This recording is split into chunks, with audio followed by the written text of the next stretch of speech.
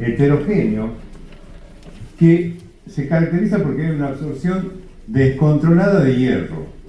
Esta va a llevar a una sobrecarga progresiva y permanente de ese exceso de hierro, sobrecarga progresiva y permanente. ¿Por qué?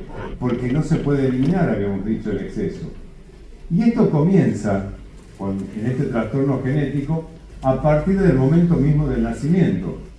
Pero es tan poca la cantidad de hierro que se va a absorber que recién se va a manifestar en la edad adulta. Y puede llevar a complicaciones que pueden ser incapacitantes, potencialmente mortales algunas. De las incapacitantes, artritis, diabetes, insuficiencia cardíaca, cirrosis y cáncer de hígado. Las personas que tienen hemocromatosis en esteroide de cirrosis tienen una chance de desarrollar un cáncer de hígado que está entre 10 y 200 veces cuando se los compara con una población sana, normal. Ahora, ¿qué característica tiene esta entidad? Habíamos dicho que era genética y poligénica. Por eso son defectos genéticos diferentes, pero fenotípicamente similares. Independientemente del gen que se altere, el fenotipo de la enfermedad es similar. Este es un concepto muy importante para todos los que habitamos Letrinoamérica. Ya van a ver por qué. Bueno, perdón, Latinoamérica. ¿Cuál es el punto acá, la clave? Decíamos que estaba la hepcidina, era el ente regulador, el que define. Y la hepcidina es el resultado de la buena función que tiene un gen que se llama gen HFE, de hierro elevado en inglés, de hierro alto, y que si ustedes se fijan en el lado izquierdo, está la estructura de un sistema mayor de histocompatibilidad tipo 1, y es una estructura muy similar la que tiene ese gen HFE. Y ese gen HFE tiene, al igual que el de histocompatibilidad, una cadena liviana, que es la que estoy señalando acá, y que es una beta-2 microglobulina, y una cadena pesada intracelular.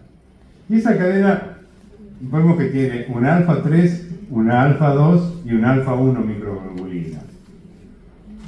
Y acá, en este sector, es donde si hay una alteración estructural, se va a producir la mutación del gen HFE, la mutación C282Y, que es esta que estamos viendo acá, que es la más frecuente de las mutaciones que genera hemocromatosis y que se observa en los descendientes de los anglosajones. Después, si quieren, podemos discutir, si tenemos tiempo, cuál es la teoría, por qué se produjo esta mutación en el desarrollo de la humanidad. Había una clasificación que era la que usábamos los que nos gusta el tema, pero que no tenía gran aplicabilidad clínica, y entonces se propuso hace un par de años una nueva clasificación. Antes se llamaba hemocromatosis hereditaria. Hoy se considera que debe llamarse hemocromatosis simplemente, porque siempre va a ser hereditaria, siempre es un trastorno genético hereditario. Y esa clasificación tiene 4 grupos. La relacionada con el gen HFE y que engloba exclusivamente a la mutación homocigota C282Y. Es una mutación que viene una parte paterna y una parte materna para que se dé esta mutación. Y las heterocigosis dobles, porque si ustedes recuerdan, acá, o no lo mencioné, no tienen por qué recordarlo, acá está la otra mutación que se puede observar en el gen, en el H63D, que está en la alfa-1 microglobulina, y que tiene una característica, que esta es mucho menos frecuente y que provoca mucha menos lesión, pero también pertenece al gen HFE, y entonces, como ustedes pueden ver acá, está sombreado en gris, y dice heterocigosis doble C282Y H63D y homocigosis H63 o de lesión del gen, con la supresión de ADN, eso significa de lesión, ustedes lo saben mejor que yo. ¿Cuál es el punto? Que si tiene una heterocigosis o una homocigosis, como vemos acá, no la C282Y, no es considerada una relacionada específicamente con el gen HFE. Y entonces va a pasar a formar parte de lo que está acá al final, que dice molecularmente indefinida, por el momento. ¿Por qué?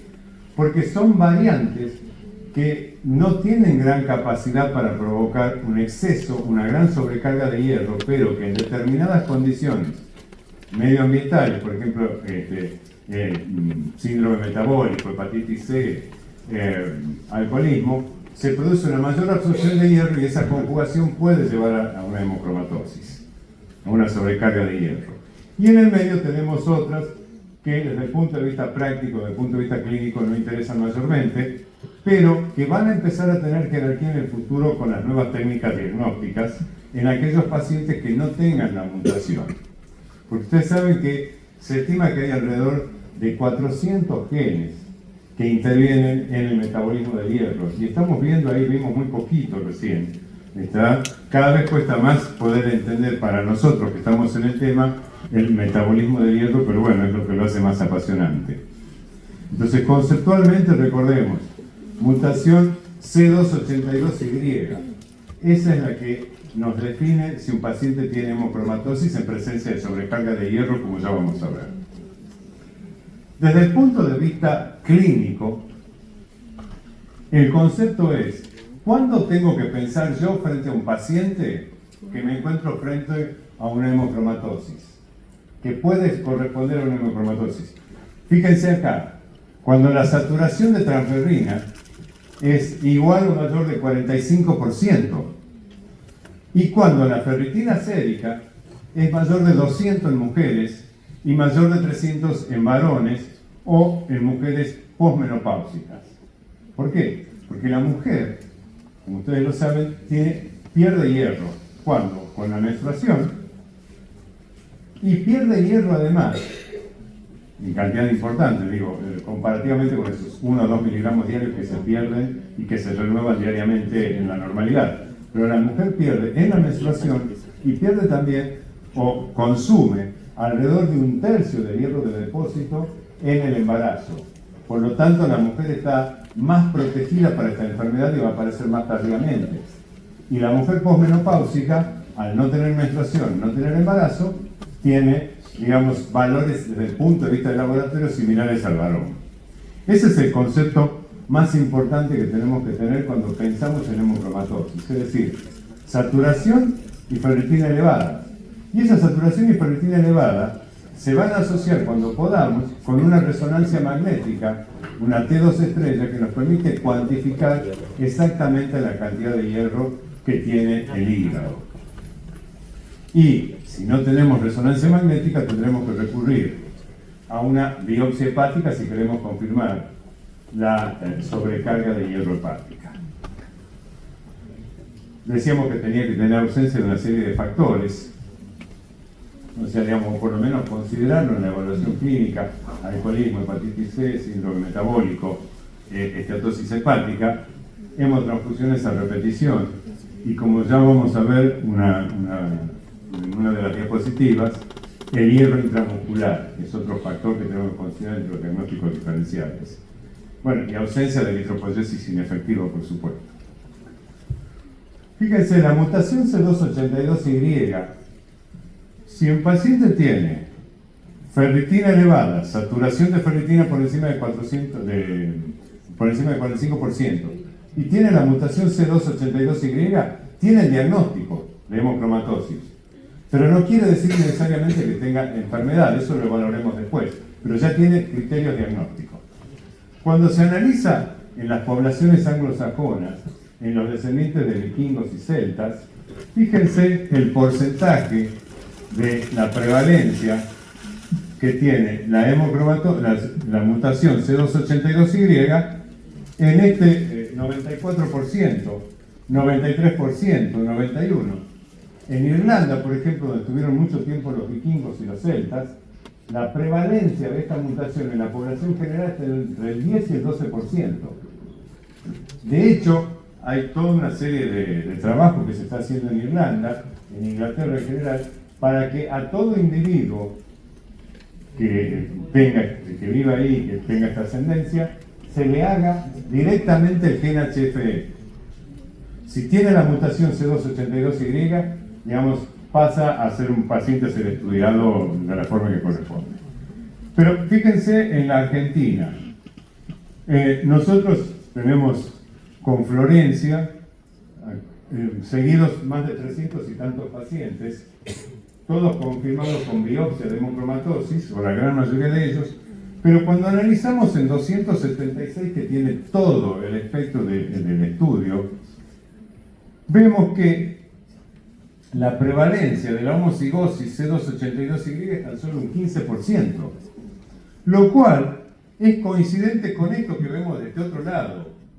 En Europa del Norte, 94% tienen esta mutación, pero cuando bajamos al sur, que acá también en el sur de Italia, en Turquía, en el sur de España, es del orden del 30%. Sin embargo, en el norte de España, 85%. Si ustedes recuerdan, el fenotipo del español del norte es el aspecto del celta, y el del sur es el del sur de Italia, más vinculado con África. Y ahí está la diferencia. Y si vemos China, esta mutación en hemocromatosis es menos del 5%. Es decir, que lo que nosotros tenemos que aprender en nuestro medio es que nosotros no tenemos el mismo patrón de mutación que está escrito en la bibliografía anglosajona. Bueno, ¿por qué pusimos acá 6 a 25%? Porque en el primer trabajo que nosotros publicamos teníamos 25% o 35%, y este 6% es de un grupo menor de alrededor de 30 pacientes en este momento ya en Misiones, donde tienen 6% de la mutación homocigota. O sea que el concepto es que la prevalencia de la mutación homocigota, o sea C282Y, C282Y, en los pacientes con hemocromatosis, en nuestro país y en América Latina, las publicaciones de Brasil, y creo que no me acuerdo si hay alguna de Colombia, es mucho menos frecuente que la de los países anglosajones. Es un concepto clave que tenemos que tener frente al diagnóstico, porque hay gente que directamente desecha el diagnóstico de hemocromatosis. Con Florencia tuvimos que discutir más de una vez en los congresos de patología o de hematología, sustentar el diagnóstico con las biopsias, mostrarlo, y aún así no nos creían estos porcentajes, pero coinciden con los países de América Latina. Y acá surge un nuevo jugador, que es la secuenciación de nueva generación. ¿Por qué? Porque significa que nosotros tenemos en América Latina alguna de esas mutaciones. Y la secuenciación de nueva generación es muy interesante porque, asociada con la inteligencia artificial, permite hacer una secuenciación de millones o miles de millones de DNA o de ARNA en tiempo récord, en pocas horas. Y bueno, después viene toda la tarea de la interpretación, que ahora es más fácil con la inteligencia artificial, que se puede llegar a interpretar cuáles son los genes, más allá de estos que mencionamos, el C282 o los otros clásicos de segunda línea, cuáles son los que están implicados. Fíjense que, ¿ustedes saben cuánto costó? ¿Tienen idea el estudio del genoma humano, el primero? ¿Cuánto se invirtió? ¿Se acuerdan que era dinero aportado fundamentalmente por los Estados Unidos y trabajaba en Suiza y en Estados Unidos? 3.000 millones de dólares. El primer estudio de genoma que se hizo hace menos de 20 años. Hoy, el estudio del genoma humano completo acá en la Argentina cuesta alrededor de $2.000. Hecho acá o llevado a la muestra a Estados Unidos. Y en Estados Unidos, cuando se hace por pool de pacientes, lo cobran ya $800. O sea, este es el costo que tiene el genoma humano. Un gran problema es la interpretación. ¿Está? Y bueno, todo esto se está utilizando, por supuesto, en terapia, la secuenciación de nueva generación también, ¿está? En medicina de precisión.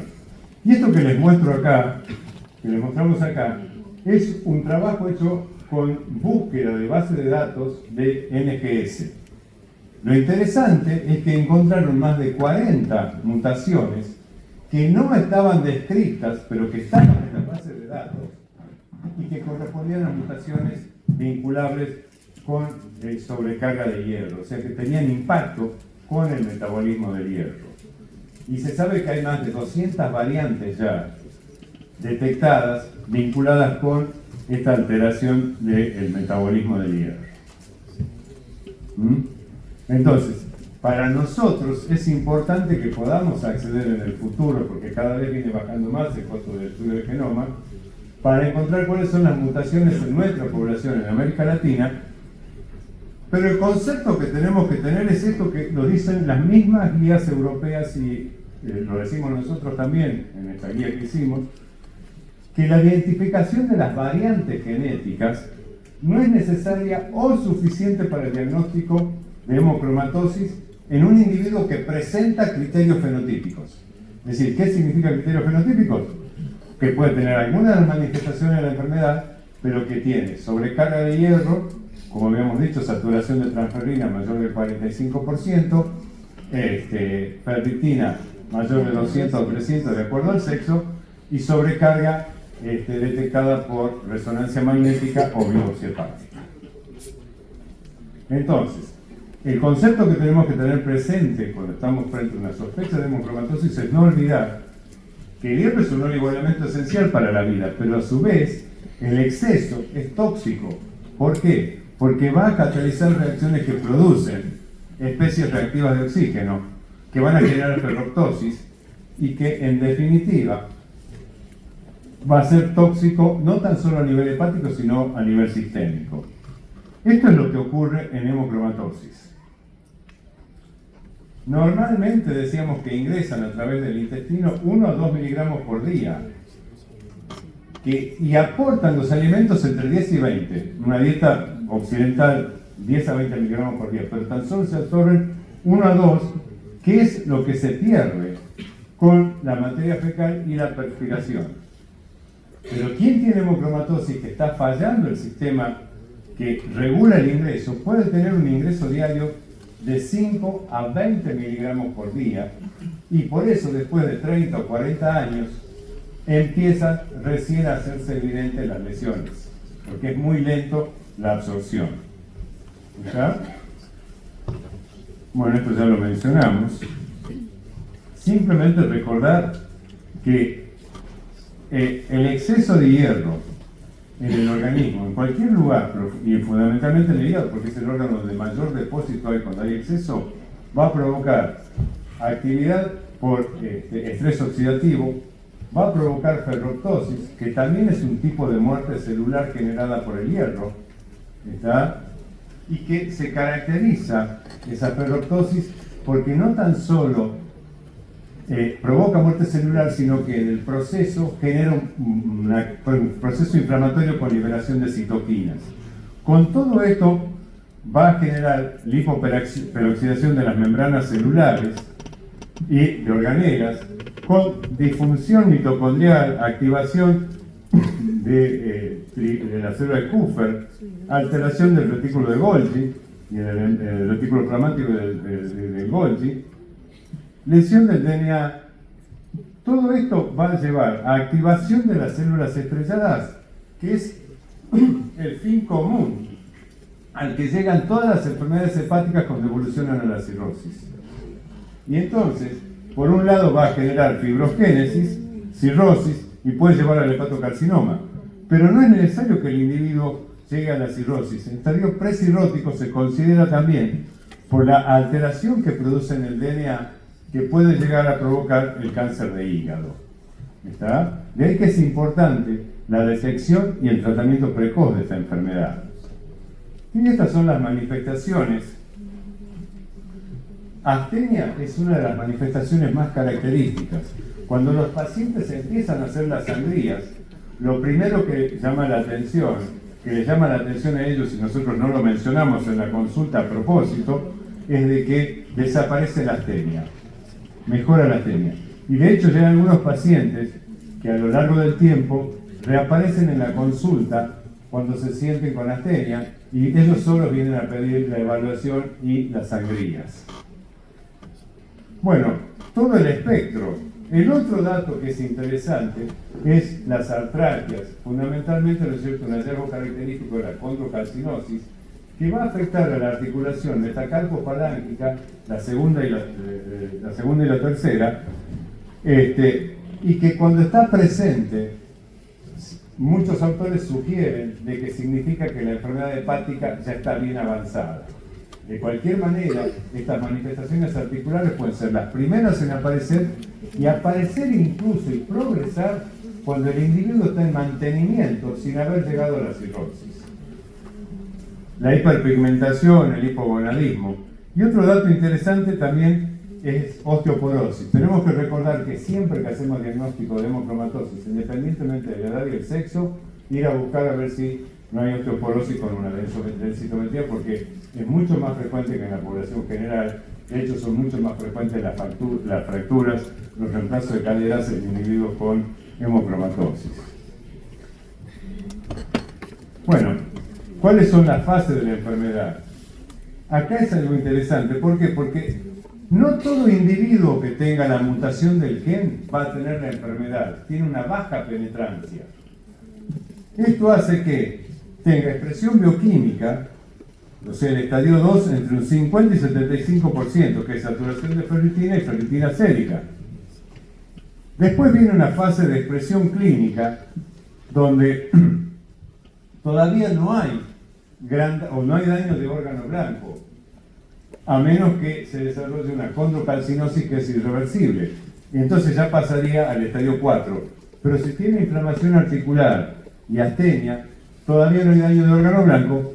Y finalmente, en el estadio 4, al que llega un 10 a un 25% de los individuos, o sea, llega a la cirrosis, puede tener diabetes, hipogonadismo y cáncer de hígado como mayores enfermedades patognomónicas, y que obviamente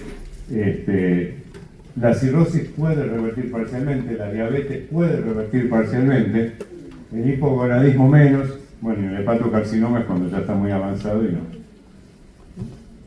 Este es un paciente que tuvimos nosotros en el hospital, que lo conocimos en la segunda y tercera foto, y la mujer le decía el negro.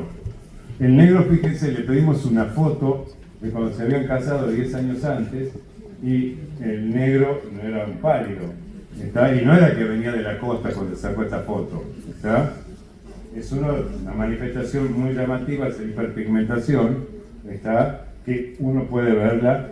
Y esto es lo más interesante: siempre que tengan un paciente con ferritina alta, hay que hacer todo el diagnóstico diferencial de hiperferritinemia, que no es el objetivo de esta discusión, que es muy largo, pero siempre tienen que preguntarle, aún en la etapa actual, individuos jóvenes, si no recibieron inyecciones de hierro.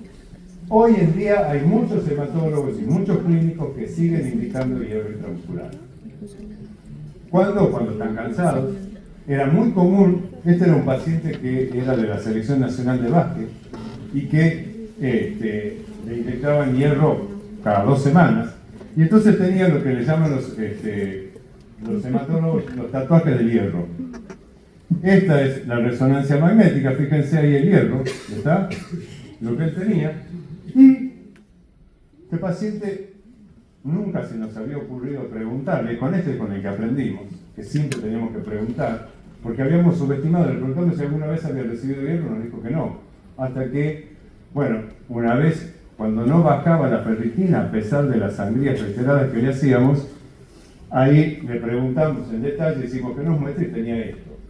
Y pasaron un par de años después, el paciente hace un absceso, se absceda donde tiene ese popote de, no sé cómo se nombrará médicamente, pero era una cosa, fíjense el tamaño, ¿está? Se infecta acá, hace un absceso y lo que sale es esto. Esto es lo que tenía de hierro. Cuando se le sacó eso, el paciente mejoró la ferritina, pero no la normalizó porque eso era de un solo lado, ¿está? Nosotros no quisimos avanzar con lo otro porque no tenía clínica, pero bueno, nos dijo que después se lo hizo sacar de su ciudad de origen y que era exactamente lo mismo. Pero digamos, acostumbrémonos a preguntar eso. Estos son conceptos prácticos, ¿no? Acá vamos a mostrarle algunos datos de nuestros pacientes, de estos 276. Fíjense la diferencia en el sexo. 84% eran varones, ¿está? Por lo que habíamos mencionado antes. La edad mediana alrededor de 50 años, pero tenemos individuos, fíjense que van desde los 38 años.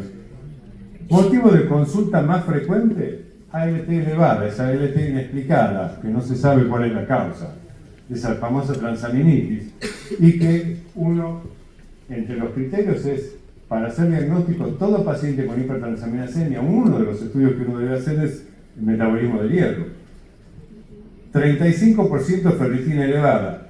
Estos empezaron a aumentar después de la epidemia de COVID, porque quedaron con ferritina elevada, y cuando tenían más de 6 meses después de haber tenido la infección, los derivaban y muchos de ellos, unos cuantos de ellos, tenían hemocromatosis.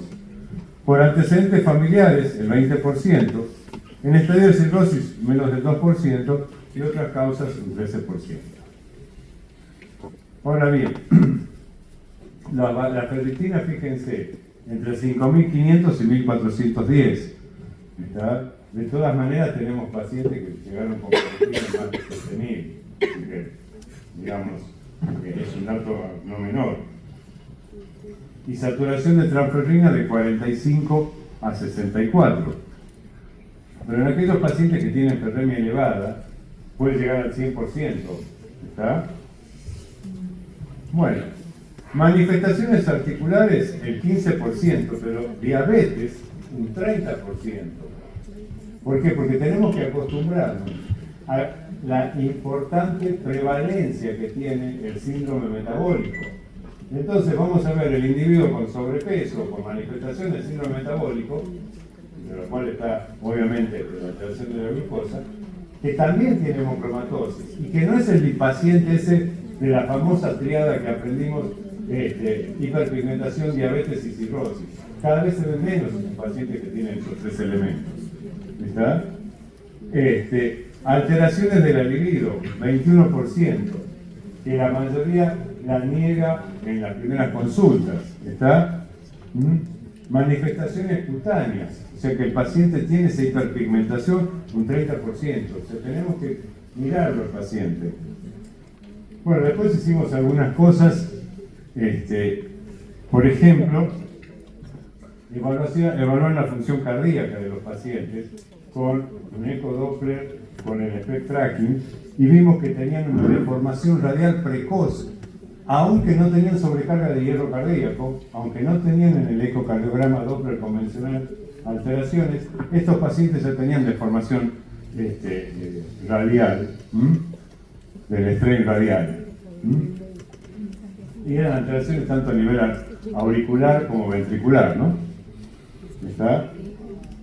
Otra cosa que estudiamos es, buscamos como genera un proceso inflamatorio sistémico, analizamos la coenzima Q10. ¿Está? Ustedes saben que la coenzima Q10 es esencial para el transporte de electrones y es el único antioxidante liposoluble sintetizado de nuevo en las células animales. Esa es una característica. ¿Está? Entonces vimos a ver qué pasaba. ¿Se consumía en situación de sobrecarga de hierro? Bueno, y lo que vimos que sí, que todos los pacientes que tenían sobrecarga de hierro, independientemente del estadio, tenían, aunque sea una enfermedad incipiente, todos tenían disminución de la coenzima Q10. ¿Está? No interesaba el nivel de ferritina, el nivel de ferremia, el nivel de saturación. Con que tenga sobrecarga era suficiente. Podía tener transaminasas normales o elevadas. Por lo tanto, digamos, esto sustenta lo que muchos autores discuten, la importancia del impacto sistémico y por qué uno debe tratar precozmente a los pacientes. Esto más lo cardiovascular que acabamos de discutir. Y nuestra propuesta, que no la analizamos después por una cuestión de costos, es que uno podría coadyuvar en el tratamiento, por lo menos en la fase de inducción, y darle coenzima Q10 para evitarle los fenómenos inflamatorios sistémicos a los pacientes, ¿no? El estrés oxidativo. Bien, Al igual que en el resto del mundo, cada vez encontramos menos pacientes en estadio de cirrosis. Pero ¿qué define o cuál es el riesgo de tener cirrosis? Ferritina por encima de 1000. O sea, un individuo que tiene ferritina por encima de 1000 en las diferentes series es 3 a 5 veces mayor riesgo de tener cirrosis. Por eso en estos pacientes es fundamental hacer el diagnóstico de cirrosis, porque eso implica cómo lo vamos a seguir por el riesgo de cáncer de hígado, independientemente de que tenga buena adherencia al tratamiento. ¿Está? Y la probabilidad de cirrosis estaba dada fundamentalmente, fíjense, en nuestra serie, en otras tiene otros elementos, pero en nuestra serie eran la ferritina y la saturación de transferrina. ¿Está? Cuando estaban elevadas, o sea, eran patológicas, eran 2 a 3 veces más. Y esto es lo que les decíamos recién. Cuando analizamos el periodo 1989-2009, el 42% de los pacientes tenía cirrosis, pero en los últimos años, el 23%. Es decir, estamos diagnosticando más precozmente porque se pide con más frecuencia ferritina y esto sí que se lleva a la consulta. Esto es un caos, pero no hay forma de hacerlo de otra manera sencilla. ¿Cómo hacemos el algoritmo diagnóstico? El concepto es, en un individuo ya sea que tenga algún síntoma que uno lo vincule con hemocromatosis o que sea sintomático y tenga transaminasas elevadas o que tenga un familiar de primer grado con hemocromatosis, tenemos que pedir saturación y ferritina. Si la saturación de ferritina es menor de 45 y la ferritina sérica normal, eventualmente si pedimos una resonancia magnética, porque podemos pedirla, porque sospechamos, ahí termina la evaluación porque ese individuo no tiene sobrecarga. Y si viene de este grupo, donde hay un familiar de primer grado, cada 2 años tendremos que ir pidiéndole la ferritina y la saturación de transferrina. Si el paciente tiene saturación de ferritina y ferritina sérica elevada, y tenga o no tenga hierro hepático elevado, porque por ahí no tenemos resonancia magnética, lo que vamos a hacer es pedirle el gen de la hemocromatosis si tenemos acceso al gen de la hemocromatosis. Porque si tenemos acceso al gen de la hemocromatosis, el paciente puede pagar 200.000 pesos, que es lo que cuesta entre 150 y 200 el estudio genético, o en algunos hospitales lo están haciendo, entonces, digamos, vamos a ir por eso. Si el individuo tiene una homocigosis 282Y, tenemos hecho el diagnóstico. Si ya tiene el sello de hemocromatosis.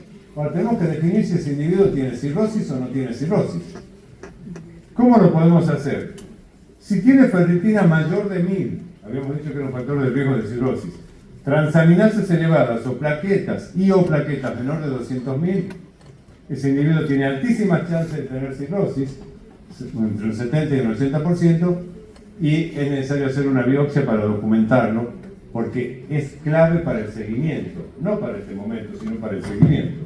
Ahora, si uno tiene la posibilidad de hacerle un FibroScan, bueno, podemos hacer FibroScan, pero tenemos que saber que todavía no está validado. Y los valores propuestos son valores de corte propuestos para definir a quién vamos a biopsiar. Pero no está tan validado el FibroScan como evaluado esto del laboratorio, que es mucho más sencillo y es más económico. Si el paciente tiene sobrecarga de hierro con saturación y todo esto demás, y el gen es negativo, ¿está? Ahí sería lo ideal poder hacerle las técnicas de secuenciación de nueva generación para ir a buscar algunos de esos genes que están afectados, pero bueno, hay que tener mucho dinero para hacer eso, no lo tenemos. Entonces vamos a algo más sencillo que la biopsia hepática, que la lesión por sobrecarga de hierro primario, o sea, por hemocromatosis, es patognomónica. Afecta inicialmente a los hepatocitos y no afecta a las células de Kupffer. ¿Está? Progresivamente, cuando va aumentando, sí puede llegar, pero digamos, está todo diseminado ya ahí. Bien, ¿cuál es el objetivo del tratamiento entonces? Prevenir o revertir las lesiones tisulares y funcionales vinculables a la sobrecarga de hierro. Ese va a ser nuestro objetivo. Entonces, para eso tenemos que reconocer 2 fases. Una fase de inducción, que es donde nosotros vamos a llevar la ferritina sérica a un valor de 50 a 99 nanogramos. Habíamos dicho que el valor normal era 200 a 300. No tenemos que llevarlo a esos valores. Varón o mujer tienen que ir a esos niveles. hacer tantas sangrías o tantas eritroaféresis, ya vamos a ver cómo sea necesario, para llevar estos valores. Una vez que llega a la fase de mantenimiento, vamos a tratar, tenemos que mantener los niveles por debajo de 100, entre 50 y 99. O sea que veremos cuál es el timing de cada paciente y tenemos que ir haciéndole análisis cada 3, 4, 6 meses para ver cuándo tenemos que hacer de nuevo un pack de sangrías o fundamentalmente de sangría. Y el objetivo secundario es revertir la historia natural de la enfermedad y la evolución de la cirrosis y todas las otras complicaciones. Bueno, flebotomías. Las sangrías. Ese es el tratamiento clásico y barato, pero clásico y barato significa que tiene que tener más o menos el centro alrededor entre 30 y 45 mil pesos por el descartable. Pero bueno, esa sangre es una sangre que sí se puede usar. Es una sangre que en el banco la quieren. ¿Está? Y la mayoría de los bancos de sangre dicen, no, esta sangre la tiramos, no la tiran. ¿Está? ¿Por qué? Porque la chequean y después la pueden usar. ¿Efectos adversos? Bueno, hasta el 50%, la mayoría son en la zona de puntura, por dolor, incomodidad o presión. Lo otro, eritroaféresis de grandes volúmenes asociada a eritropoyetina, que en esto nuestro grupo fue pionero, hicimos la publicación ya en el año 2000. Pero como venía de Latinoamérica, cuando la presentamos en Europa nos mataron y nos dijeron que era altamente costosa y que no se justificaba. Hoy en Europa la proponen como metodología de tratamiento, ¿por qué? Porque termina siendo más barata, porque es un tratamiento mucho más corto. Una eritroaféresis representa más o menos entre 3 y 3 sangrías y media, entonces uno puede acortar el tiempo y mejora rápidamente la calidad de vida y sobre todo, mientras el hierro está elevado, sigue siendo tóxico por más que hagamos el tratamiento que hagamos. Hay que llevarlo bien abajo. Ahora, ¿qué pasa? En descartables, hoy cada sesión sale alrededor de 400 mil pesos de descartables y 120 mil por la eritropoyetina. ¿Está? Entonces, bueno, hay que ver quién lo cubre, si se puede, se hace, y si no, manejamos con sangría. Para quienes tienen contraindicación absoluta para las sangrías están los gelantes de hierro. De ferroxamina, 57 mil pesos para 10 días. Y eso necesitamos además la bomba de infusión subcutánea, que sale $1.500 porque la que se vende en la Argentina, fabricada acá, no es buena. Hay que traerla de Italia, ni siquiera la de Estados Unidos es buena. La de Italia es la mejor. Y si no, tenemos Deferacirox, muy bien promocionado, pero que tiene tantos efectos adversos que nosotros no estamos de acuerdo y muchos centros no lo hacen, pero el tratamiento para 15 días sale casi $1.000.000 de pesos.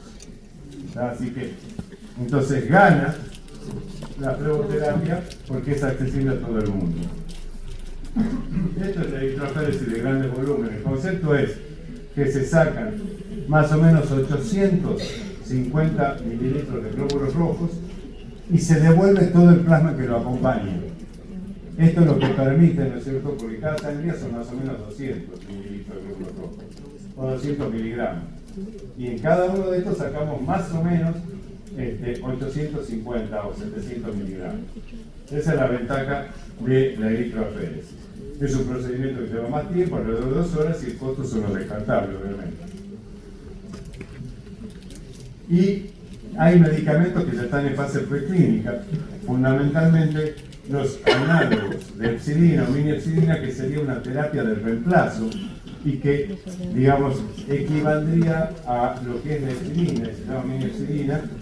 La droga que está en estudio es Tufertil de fase 2, ya hay resultados interesantes, pero bueno, es mucho más caro todavía que una sangría, pero estaría indicada para prolongar el intervalo entre sangrías o incluso para disminuir o no indicar sangrías. Ese es el objetivo final, ¿no?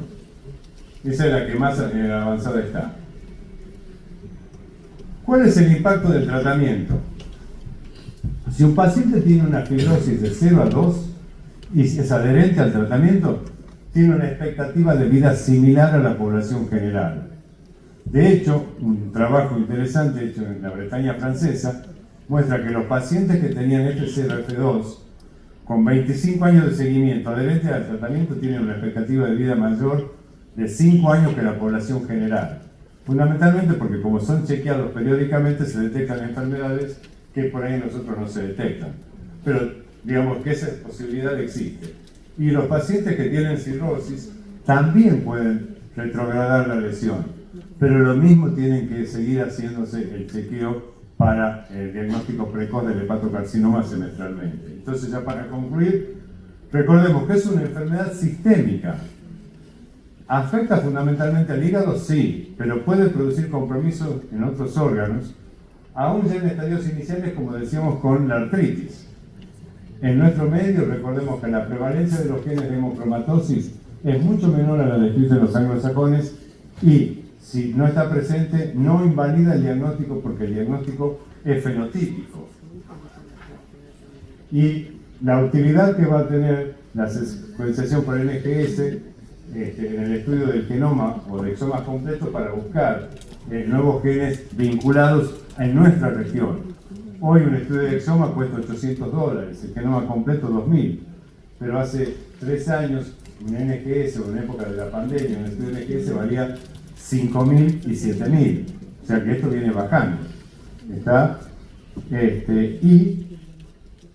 Recordemos esto, apenas hacemos el diagnóstico, sea gen HFE o no HFE, el paciente debe iniciar tratamiento aunque no tenga ninguna lesión. Llevarlo a esos valores que lo hemos dicho, de 50 a 99 de ferritina, porque es la forma de brindarle una expectativa de vida similar a la población normal. Muchas gracias.